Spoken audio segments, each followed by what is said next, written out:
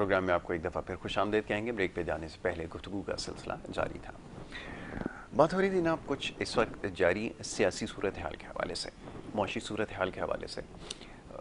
ज़ाहिर है मसाइल इतने ज़्यादा हैं कि अगर उनके ऊपर फिलफोर अगर उनके मसाइल का अगर कोई पॉलिसी उनको हल करने के लिए नहीं वज़ा की गई तो बहुत ज़्यादा संगीन हो जाएंगे और पेचीदगियों में मज़ीद इजाफा होगा। बड़े अफसोस के साथ कहना ये पड़ता है कि अभी जो हुक्मरान जो जमात थी यहाँ पर मौजूद, जिस तरह के फ़ैसले हुए, फ़ैसलों के ऊपर तनकीद होती रही, सवालात उठते रहे और ख़ास तौर पर बात होती रही कि मईशत के हवाले से क्या इक़दाम किए गए, तो कोई समत जो है वो नज़र नहीं आई। महज बयानात की हद तक जो है वो मामलात को महदूद किया गया और सुबह से लेकर शाम तक, रात दिन बस लोग मौजूद थे। सुबह से लेकर शाम तक बयानात देते रहे, टीवी पर आते रहे, हुकूमत की जो पॉलिसियाँ थीं उसका दिफा करते रहे। जिस तरह करते रहे वो भी इसके ऊपर क्या कहा जा सकता है, मज़ीद इसके ऊपर कुछ नहीं कह सकते।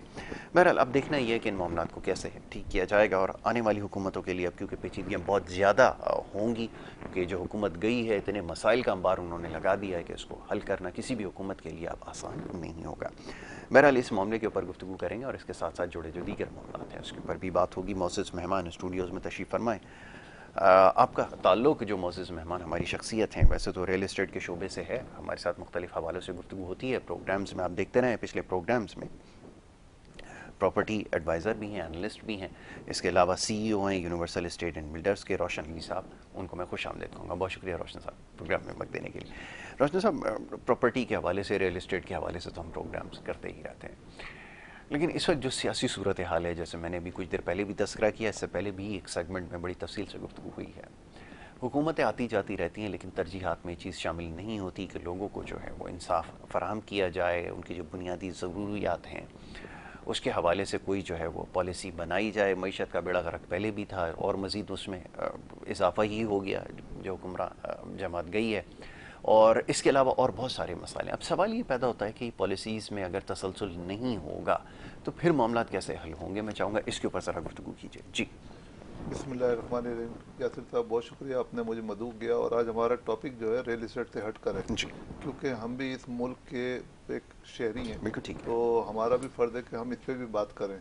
तो क्योंकि दिल हमारा इस मुल्क के लिए धड़कता है, तो उसके लिए मैं आपसे बात करना चाहूँगा इसके ऊपर। जी जी ज़रूर। कि देखें, ये जो वो बड़ा अफसोस से कहना पड़ता है कि ये जो हुकूमत हमारी गई है, जी इस हुकूमत से बहुत उम्मीदें वाबस्ता थी, बिल्कुल ठीक है। बहुत उम्मीदें वाबस्ता थी कि ज़ाहिर है पुराने लोगों ने शायद इतने अच्छे काम नहीं किए थे, तो इनसे बहुत उम्मीदें वाबस्ता थी। मगर देखें, अभी इन्होंने जो भी ये काम कर रहे हैं, मगर एंड ऑफ द डे जो है ना, आवाम क्या चाहती है वो चीज़ उनको नहीं मिली। नहीं मिली, बिल्कुल ऐसा ही, आपने वो बिल्कुल चीज़ सही उनको, कहा। देखें, हमें इससे फ़र्क नहीं पड़ता कि दुनिया में आपकी फॉरेन पॉलिसी क्या है क्या है क्या क्या नहीं, नहीं है, आपके साथ क्या काम है, आपके किसके साथ क्या मसले हैं, किसको बहुत पकड़ना है, किसको बिल्कुल सही, जेल में बिल्कुल डालना है, सही, उससे हमारा ताल्लुक नहीं है। एक ताल्लुक ही नहीं आम है, आवाम बिल्कुल का सही, ताल्लुक जो है ना, उसको रिलीफ देना है। ऐसा ही। ये जो जितने लोग भी दावे करके आते हैं तो कि आवाम कि हम इनको जो है ना पकड़ेंगे और या हम जो है ना आपकी बेहतरी करेंगे, आपके मुल्क में जो है ना इनकलाब आ जाएगा और आप बिल्कुल ऐसा ठीक है। करेंगे कि आप इंशाल्लाह बहुत खुशहाल हो जाएंगे, ऐसा कुछ नज़र नहीं आता। जी तो उसका कोई ना कोई हमें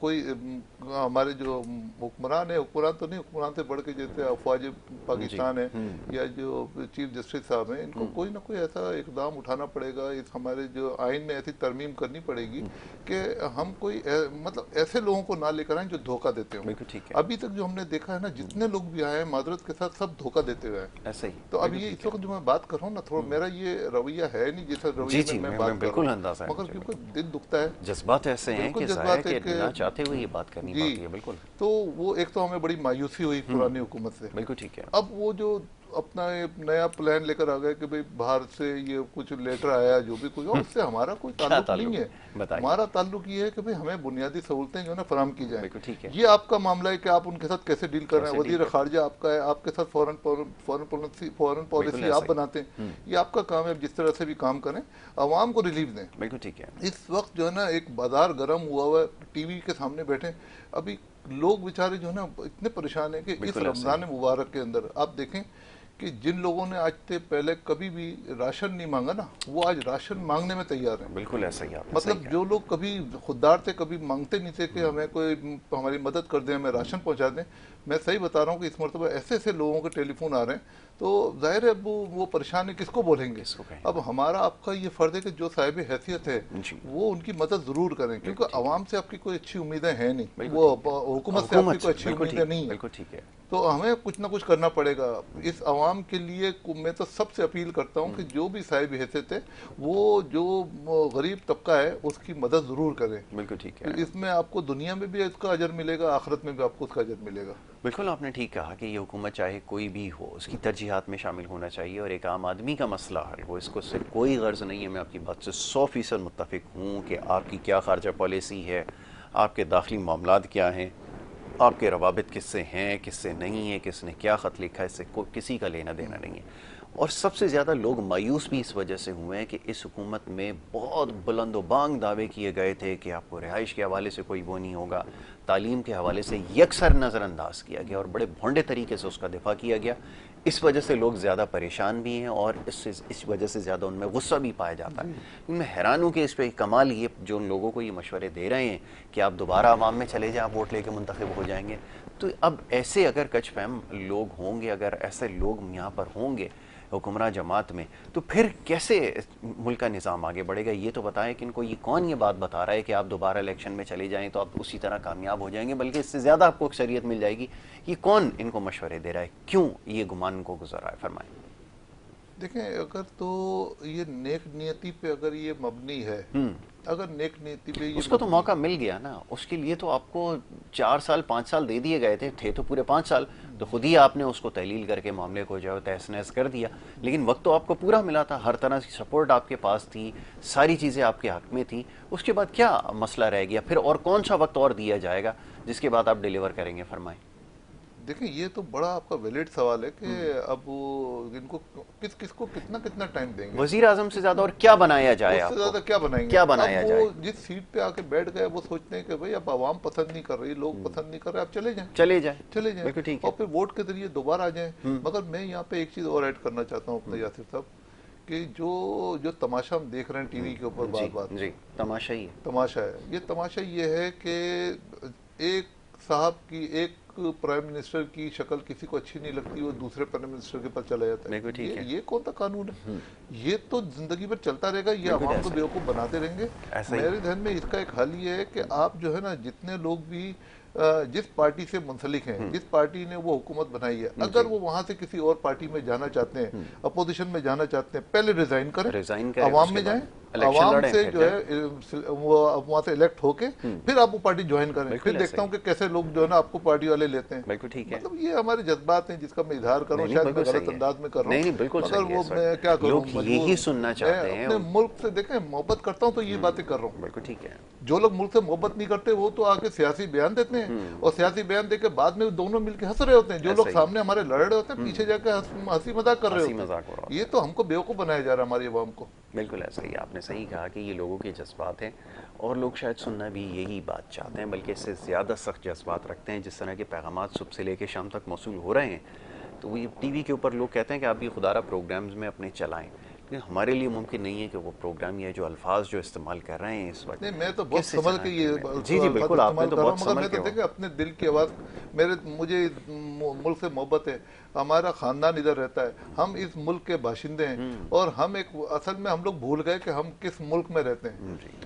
यहाँ पर हमारे जो 2-3 हमारे अच्छे अजीम लीडर जो दुनिया में आए, पाकिस्तान जिन्होंने बनाया, उसमें एक तो कायदे आज़म मोहम्मद अली जिन्ना, उसके बाद लियाकत अली खान का उसमें बड़ा याद था, उसके बाद जो एक अजीम लीडर जो इन लोगों में थे, जो आजकल की हुकूमत के अंदर से एक जो अजीम लीडर था ना, वो था जुल्फ़िकार अली भुट्टो। आज अगर मैं और आप अगर इस मुल्क के अंदर अगर सांस ले रहे हैं आज़ाद फौजदा में, तो उसकी वजह जो है ना ये एटम बम है। ये एटम बम जिसने दिया, हमें उनकी कुर्बानियों को फरामोश नहीं करना चाहिए। उसने कुर्बानी दे दी उस चीज़ के खातिर, तो हमें कम से कम उसकी कुर्बानी की लाज रखते हुए उसकी हिफाजत तो कर लो। जबकि मुझे नहीं लगता आगे जो है ना उस चीज़ की हम हिफाजत कर पाएंगे जो हालात चल रहे हैं। नहीं, ये जो सूरत हाल है यकीनन बड़ी तशवीशनाक है। और अभी कुछ देर पहले भी ये बात हो रही थी कि अगर आपकी मईशत को अगर आप नहीं संभाल सके, क्योंकि अभी डॉलर की आप देखें पोजीशन आपके हाथ से निकलता जा रहा है, और ये सिर्फ हो रहा है ड्यू टू आपकी मिसमैनेजमेंट से। बहुत सारी चीज़ें मैं इसके ऊपर दलाइल दे सकता हूँ, लेकिन क्योंकि बैड गवर्नेंस ही, मिसमैनेजमेंट थी, चीज़ों को ठीक तरह से मैनेज नहीं किया गया, जिसकी वजह से मामला बिल्कुल आपके ऐसा हाथ ही से है। निकले। अब सवाल ये पैदा होता है कि ये वो हुकूमत थी, फिर बात वहीं पर आ जाती है कि एक तीसरा ऑप्शन था जिसको लोगों ने मुंतखब किया था। लोग ये समझते थे कि शायद जिस तरह की बातें कर रहे हैं कि 90 दिन में ही ठीक कर देंगे, इनके पास शायद कोई ऐसा फार्मूला है। तो बुरी तरह से लोगों को मायूसी हुई है, और जब मायूसी हो जाए तो यही क्या कोई भी पॉलिटिकल पार्टी है उसकी तरफ अब लोग जाने के लिए तैयार नहीं है। सही है। ये तो इस खाम ख्याली में है कि शायद हम इलेक्शन में जाके 2/3 मेजॉरिटी से जीत जाएंगे, लेकिन जो दीगर पॉलिटिकल पार्टीज़ हैं, लोग उनसे भी कोई ख़ास उम्मीद अब नहीं बाकी ये रही आपने है। बहुत अच्छी तो बात की। आपने किया ये कि ये पूरा जो डेमोक्रेटिक और ये पॉलिटिकल सिस्टम था, इसको लपेट दिया है। लोगों का एतबार जब उड़ जाए तो फिर आप कुछ भी कर लें, आप अक्सरियत में नहीं आ सकते। जी सर, फरमाइए, आप क्या समझते हैं? देखिए, मैं यासिर साहब, इस पार्टी को, मैं किसी पार्टी का कारकुन नहीं हूँ। बिल्कुल ठीक है। मेरे दिल जो है ना तमाम पार्टियों के लिए धड़कते हैं। बिल्कुल ठीक है। मेरा दिल उस पार्टी के लिए धड़कता है जो इस मुल्क के लिए अच्छा काम करे। सिंसियर है, हर बात अच्छा, बंदा ये अब सोचता है। हमें इनसे इतनी उम्मीदें थी, जो जो इन्होंने सब बाग दिखाए थे कि ये जी, करेंगे, उनमें से एक काम भी नहीं एक किया। काम भी नहीं हुआ। अनफॉर्चुनेटली इन्होंने हर उस काम को का यू टर्न लिया जिसका इन्होंने वादा किया था। वादा किया था। तो अब हम बहुत मायूस हो गए हैं। मगर इसका अब ये कि अब ये जो दोबारा सियासत में आना चाहते हैं 5 साल, मुझे तो ऐसा लगता है कि ये सब जो है ना प्री प्लान है, कि किसी को खुश करने के लिए वहीं से लेटर मंगवा लिया गया, और उन्हीं की नाम है जो है ना, उनको बधाई जो है ना नूरा कुश्ती करके ये दोबारा इसी में आना चाहते हैं, आवाम की सिंपैथी हासिल करना। ये मेरा अपना नहीं, नजरिया है। बिल्कुल ठीक है, तो अब ये है कि इनसे बड़ी अच्छी उम्मीदें थी, इन्होंने कुछ भी नहीं किया। अब इसके बाद हम जाते हैं दोबारा पुरानी हुकूमतों पर, तो वहाँ पे भी कोई अच्छा नजर नहीं आ रहा। बिल्कुल ऐसे ही। अब ये बताइए, आप भी इस मुल्क के शहरी हैं, हम भी हैं, तो आप मुझे बताएं इसका हल है क्या? हमने जाना किस तरफ है? किस तरफ है? सबसे पहली बात मैं आपको बता दूं कि हमें अपने एटम बम का दिफा करना है, जी। और वो दिफा सिर्फ हमारी जो अफवाज पाकिस्तान है ना, वो कर सकती है। अल्हम्दुलिल्लाह उसमें कोई दो राय नहीं है, वो एक जगह मुत्तहिद है, और इंशाल्लाह उनकी मुत्तहिद होने की वजह से हमारा एटम बम भी बचा हुआ है, और एटम बम की वजह से हम सब सलामत हैं। दुआ करें कि अल्लाह ताला इनको हिम्मत दे, इसी तरीके से वो अपना फर्ज अंजाम देते रहें। और सियासी जमातों से तो कोई उम्मीद बाकी बिल्कुल उम्मीद नहीं नहीं रही है। है, और इस नहज तक पहुंचाने वाले ये लोग खुद हैं। मैं अक्सर अपने प्रोग्राम्स में बात कहता हूं कि आपको किसी बाहर वाले की साजिश की ज़रूरत नहीं है। जो इर्द गिर्द आपके लोग मौजूद हैं ना, दाएं बाएं खड़े हैं, वो जो सुप्रीम कोर्ट के बाहर अगले दिन जो वो बेवकूफ़ जिस तरह की बातें वो कर रहे थे, तो ये सबसे बड़ा नुकसान है। किसी भी पॉलिटिकल पार्टीज़ में अगर इस किस्म के लोग होंगे जो हुकूमत में होने के बाद भी इस तरह की बातें करते हों, तो मेरे ख्याल में उसको किसी बैरूनी साजिश की ज़रूरत नहीं है। ये वो बातें हैं जो लोग पैगामात में लिखकर भेज रहे हैं, सोशल मीडिया पे बात कर रहे हैं, कि जब दाएं बाएं आपके लोग ऐसे मौजूद हैं जिन्होंने इस काम पर आपको उकसाया या मजबूर किया, तो उससे ज़्यादा और मुहलिक क्या चीज़ होती है? फिर तो आपको किसी साजिश की ज़रूरत नहीं रह जाती। तो ये इस वक्त सूरत हाल है।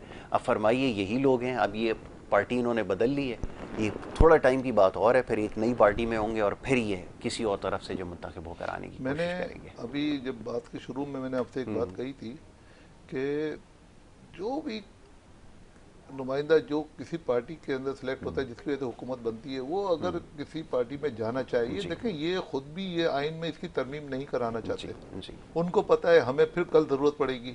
आज जो लोग ये कह रहे हैं कि भाई इनका हक है, ये अगर इस पार्टी ज्वाइन कर लिए हमारे इतने नंबर हो गए, बिल्कुल ठीक है। तो कल मैंने उनके पुराने जब मैंने बयान सुन रहा था, तो उसमें जो हजरत फरमा रहे थे कि देखें ये ऐसे मुल्क नहीं चल सकते, तो हमें इस चीज की रोकथाम करनी होगी। ये साबिका जो हमारे प्राइम मिनिस्टर साहब थे, वो ये फरमा रहे थे। तो वो जब फरमा रहे थे तो वो अपने वो बयान के ऊपर भी कायम रहे। अगर वो बयान पे कायम रहेंगे तो आज ये काम नहीं होगा। अगर आप भी यही काम करेंगे, क्यों आपने देखा कि 2 सीटें मेरी ज्यादा मिल जाएंगी, मेरी हुकूमत बन जाएगी, आपने वो सारे बयान को अपने उसके ऊपर पानी फेर दिया। तो ये सही नहीं है। इसको कुछ ना कुछ जो है ना, हमें आइन में हमें तरमीम करनी पड़ेगी कि कोई ऐसा कदम उठाएं कि देखें ये जो अगर इनको रोकना है तो इसमें अपने आइन में इनको करना पड़ेगा कि फ्लोर क्रॉसिंग के लिए कोई ना कोई कानून वज़ा ये कानून होना चाहिए कि वो जो भी इलेक्टेड जो जिसकी वजह से गवर्नमेंट बनी है, वो अगर वो दूसरी पार्टी में जाना चाहता है, पहले रिजाइन करे, इलेक्शन लड़े, जीत के दोबारा दूसरी पार्टी में जाए। ये बहुत बड़ा ये सोल्यूशन है, वरना ये तमाशे चलते रहेंगे हमारे मुल्क में, और हम और आप बेवकूफ बनते रहेंगे। अभी तो वो हालत हुई भी है कि आपको अंदाजा नहीं है कि लोगों का क्या हाल हुआ है घरों के अंदर।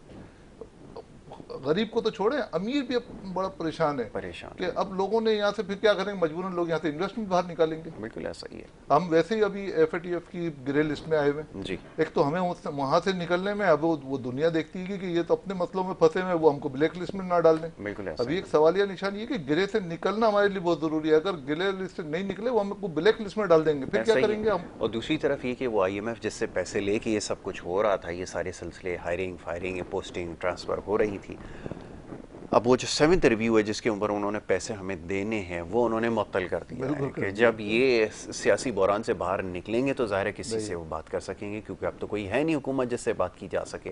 तो ये सूरत हाल आपने यहाँ तक पहुँचा दी है।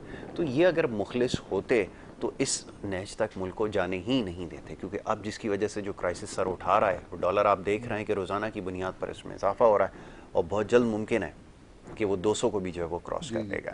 उसकी वजह से जो आप पे बैरूनी कर्जे हैं उसमें कितना इजाफा होगा, आपकी अदायगियों का कितना बोझ बढ़ जाएगा, वो सारी चीज़ें शायद कैलकुलेट नहीं की थी या शायद अंदाज़ा ही नहीं था। वो ये सारे आइनी कदम जिसको कह रहे हैं उठाने से पहले, आप बताइए। देखिए यासिर साहब, ये अंदाजा इनको सब है, इनको सब अंदाजा है। मैं कहता हूँ कोई ऐसा मंसूबा बताते हैं कि इन्होंने जो दावे किए थे, सबसे बड़े दावे इन्होंने किए थे, इन्होंने उस दावे पे कोई अमल किया? बिल्कुल नहीं। अगर नहीं किया तो आइंदा फिर हम हमारी आवाम क्यों वोट देगी और 2/3 अक्सरियत से क्यों लेकर आएगी? इनको नहीं लेकर आते तो दूसरे किसको लेकर आए? फिर ये दूसरा सवाल ये पैदा होता है। तीसरा सवाल ये है कि क्या हमारा मुल्क सिर्फ इन्हीं चीज़ों के लिए है कि नए जो हुक्मरान है वो हुकूमत करेंगे 20-25 साल हमारे सामने, उनके बच्चे पैदा होंगे वही आके हम पे हुक्मरानी करेंगे? ये कौन सा कानून है? क्या मतलब और इस 22 करोड़ अवाम में कोई इस काबिल नहीं है कि वो प्राइम मिनिस्टर बने? कोई गरीब का बच्चा जो है वो बड़ा होकर प्राइम मिनिस्टर नहीं बन सकता पढ़ लिख कर? बिल्कुल ऐसा ही। तो ये चीज़ों पे भी मतलब गौर करना चाहिए। बिल्कुल ठीक है, आपने सही कहा कि ये जो पूरा सियासी निज़ाम है अब इसके ऊपर ही सवालिया निशान है, और ख़ास तौर पे ये जो मोरूसी सियासत है, और सबसे बड़ी जो हमें इस वक्त हिट लगी है, ये जो नुकसानात हो रहे हैं उसकी वजह यही बताई जा रही है। एक छोटी सी ब्रेक की तरफ जा रहा है, ब्रेक के बाद वापस आएंगे, रोशन साहब से मजीद कुछ मामला हैं उसके ऊपर गुफ्तगू होगी। आप देखते रहिए प्रोग्राम गुड मॉर्निंग कराची।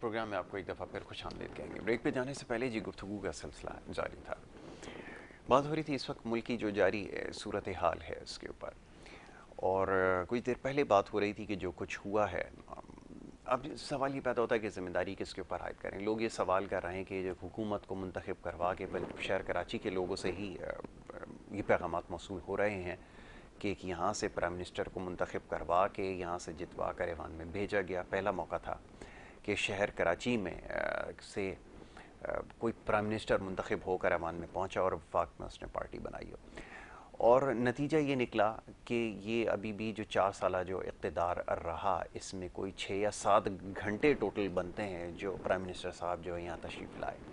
तो ये उनकी इससे अंदाज़ा आप लगाया जा सकता है कि कितने संजीदा थे मामलात को हल करने के लिए। ये दीगर जो वफाकी वज़रा जो यहाँ से मुंतखब होकर गए, सदर पाकिस्तान भी यहाँ से रहे, तो क्या उनकी तरजीहात में शामिल था, क्या इस शहर का हुआ है, वो भी सबके सामने। तो कोई ढकी छुपी बात नहीं है। तो बार बार ये बात दोहराई जा रही है कि खुदारा मुंतखब करने से पहले अवामी नुमाइंदों को बहुत सोच समझ लें, और इससे तो अब यकीनन लोगों को बहुत अच्छी तरह समझ में आ गया होगा कि किसको वोट देना है और किसको नहीं देना। और ये दावे तो सब यहाँ पर करते रहे हैं। इस हुकूमत ने भी ये दावा किया कि मसाइल को हल करने की अहलियत है, और यहाँ से प्राइम मिनिस्टर होगा तो ना जाने क्या कुछ हो जाएगा, और हकीकत उसके बिल्कुल बरक्स रही और बहुत बुरी तरह से लोगों को मायूस किया। वो जो पैगामात मेरे पास यहाँ पर हैं वो अगर मैं यहाँ पढ़ के सुनाना शुरू कर दूँ तो शायद जो है वो प्रोग्राम में सिर्फ जो मैसेजेस हैं वो रह जाएं, लेकिन अल्फाज का जो चुनाव है बड़ा मोहतात होकर करना पड़ता है। लेकिन लोग क्योंकि गम गुस्सा पाया जाता है। जी रोशन साहब, आप फरमाइएगा कि ये भी एक बड़ा अलमिया रहा शहर कराची के, तो बिलखुसूस ये एक अजीब सी बड़ी इस शहर की एक किस्मत है कि दुनिया का जितना बड़ा शहर है उतने ही बदकिस्मत शहरों में इसका शुमार होता है। यहाँ से दावा किया गया कि वज़ीर आज़म मुंतखब हो जाएगा, वफाकी वज़ीर यहाँ से होंगे, तो फिर आप देखें शहर की किस्मत बदल जाएगी। एक फ़ौज यहाँ से मुंतखब होकर गई, पूरी वज़रा की, वफाकी आबी वसाइल के वज़ीर भी यहाँ से एक वो रहा, खैर वो बाद में उसको निकाल दिया गया। लेकिन उसके अलावा जो पोर्ट्स एंड शिपिंग की मिनिस्ट्री और जनाब दीगर यहाँ पे मिनिस्ट्रीज़ वज़ीर आज़म यहाँ से मुंतखब हुआ, सदर पाकिस्तान यहाँ से मुंतखब हुआ, लेकिन क्या हुआ इस शहर की? क्या किस्मत यही रह गई है कि यहाँ पे लोग आएँ, झूठे वादे और दावे करें, उसके बाद जब वफाक में चले जाएं तो मुड़ कर ना देखें? वो ये 4 साल हुकूमत में 7 घंटे में कुछ कैलकुलेट कर रहा था, 7.5 घंटे टोटल टाइम बनता है जो कराची शहर में दिए हैं प्राइम मिनिस्टर ने। फरमाइए। देखिए ये शहर कराची जो है ना, ये बेसिकली अगर ये शहर कराची एक दिन बंद होता है ना तो पूरा पाकिस्तान का पहिया बैठ जाता है। इस कराची शहर के ऊपर किसी ने तवज्जो नहीं दी जी। इसको सिर्फ सियासत के लिए इस्तेमाल किया गया। बिल्कुल। जबकि होना ये चाहिए कि सबसे ज्यादा तमाम ममालिक जो है ना अपने उस हब को तवज्जो देते हैं कि जहाँ से पैसा रेवेन्यू जनरेट हो रहा है, इन्होंने बिल्कुल नजरअंदाज कर दिया। अब यहाँ के जो ताजिर है ना वो भी बड़े मायूस हो गए, जो यहाँ पे पैसा कमाते हैं, और तकरीबन सभी लोग अब तो फाइलर हो गए, पैसे भी देते हैं इनके पास।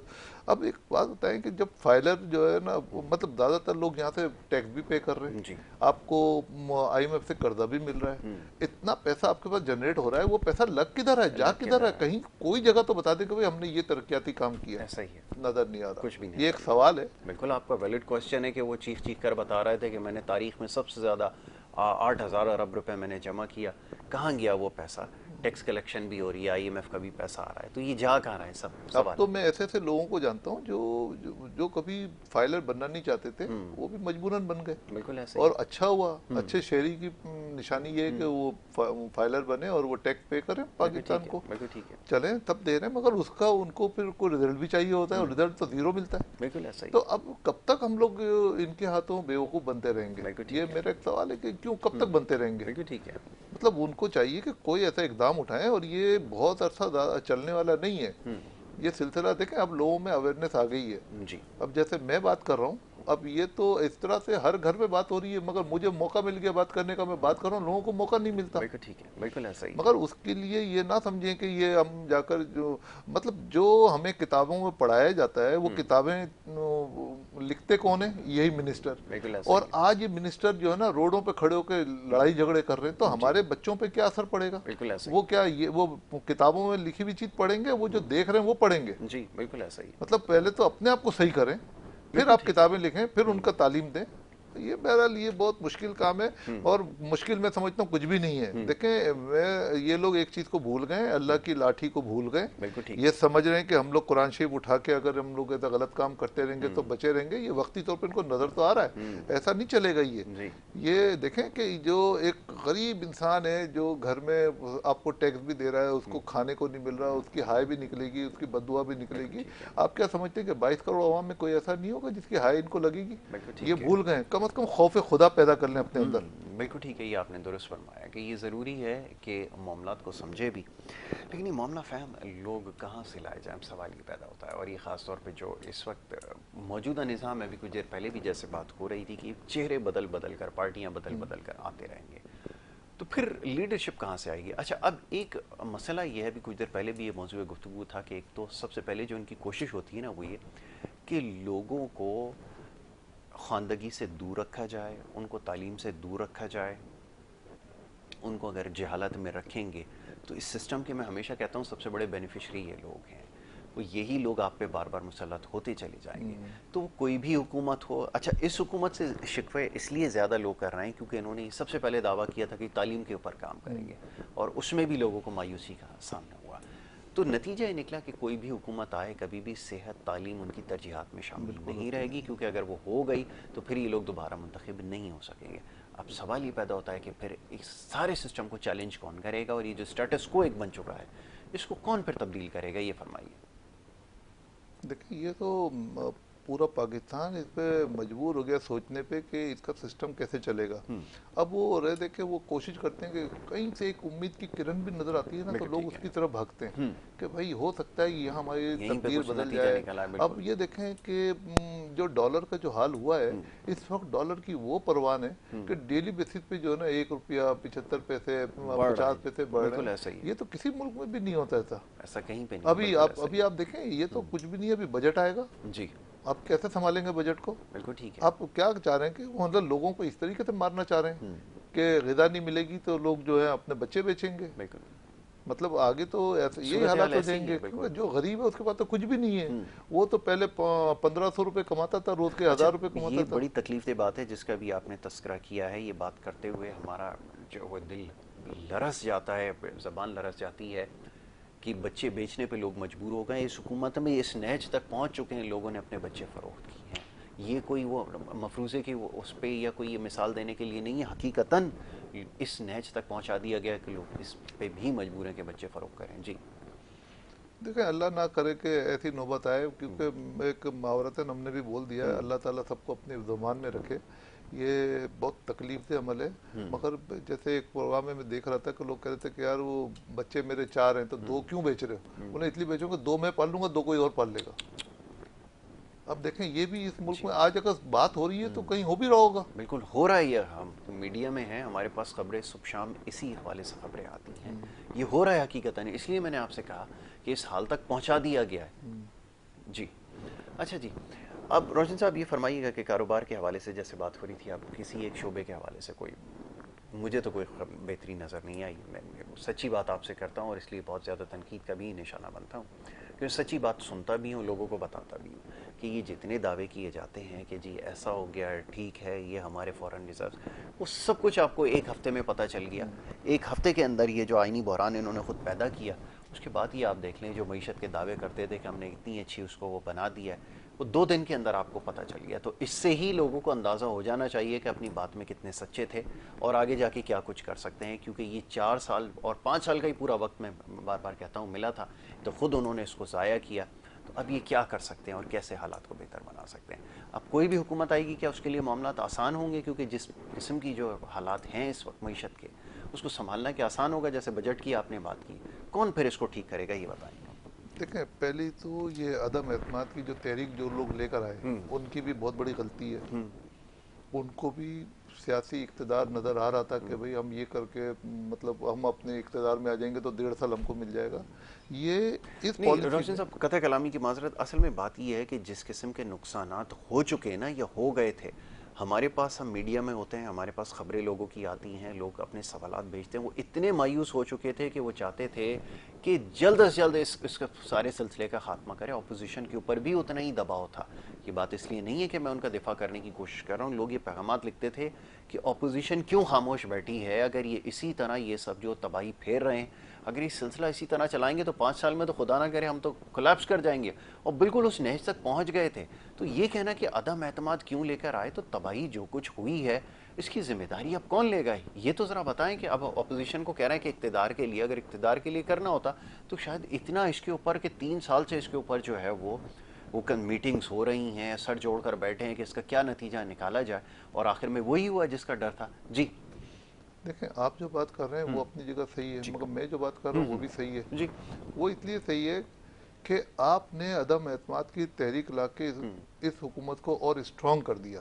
ये मेरा मकसद है। बिल्कुल ठीक है, ये ये मेरा आपने मकसद सही है। कहा कि उससे वो उनको मजबूत स्ट्रॉन्ग कर दिया। मैं ये चाह रहा था कि ये मुश्किल से ये जो हुकूमत थी ना, अभी ये लंगड़ी हो गई थी, जी। अब ये बैसाखियों पे आ गई थी, अभी शुरू से ही गिरने वाली बैसाखियों थी। पे थी, बिल्कुल अब ऐसे ये ही। खुद ही गिर जाती। इसको सहारा देने के लिए अपोजिशन ने जो है ना अदम एतमाद दायर कर दिया, जिसकी वजह से ये सियासी मिस्कीन बन गए। बिल्कुल आपने ठीक कहा, ये है नतीजा। असल ये मकसद है कि ये 6 महीने इनको चलने देते हैं। बिल्कुल ठीक अभी है। बजट भी आना था, अभी 6 महीने लोगों की चीखें और निकलनी थी। बिल्कुल ठीक वो चीखें निकलते तो शायद वो रोडों पे आके इनके गिरबान भी पकड़ लेते। ऐसा ही है, आपने उस उनको हाल तक सहारा पहुंच दे गया दिया। है, ऐसा ही मैं है। उसकी बात कर रहा हूँ। बिल्कुल ठीक है, आपने ऐसा ही हुआ है। जी। अब तो क्या? बस अब ये है कि अब इनको चाहिए कि दोबारा इलेक्शन की तरफ जाएं, ठीक है। और इलेक्शन की तरफ जाने के बाद जो है ना उन लोगों को मुंतखब करें जो कि हमारे मुल्क के लिए अच्छे हैं। बज़ाहिर तो कोई नज़र नहीं आ रहा, मगर वो अब ये देखें जो लोग इकट्ठे हो गए, क्या ये दोस्त हैं? बिल्कुल नहीं है। अगर आज इनका मुफाद नहीं होता तो ये कभी गले नहीं लगाएंगे। और ये वही लोग हैं जिन्होंने एक दूसरे को गालियां दी हुई हैं। ऐसा ही, ऐसा ही। तो अब ये जो इल्जामात सियासत है भी ना, हम लगे, लोग इससे केसेस बड़े भी मायूस हो गए। बने। हम चाहते हैं कि हम अल्लाह से दुआ कर सकते हैं, अब किसी और के पास हम फरियाद कर भी नहीं सकते। हम किस दुनिया में किसी से फरियाद नहीं कर सकते। हमारे पास एक ही रास्ता है कि हम अल्लाह ताला से मदद मांगें।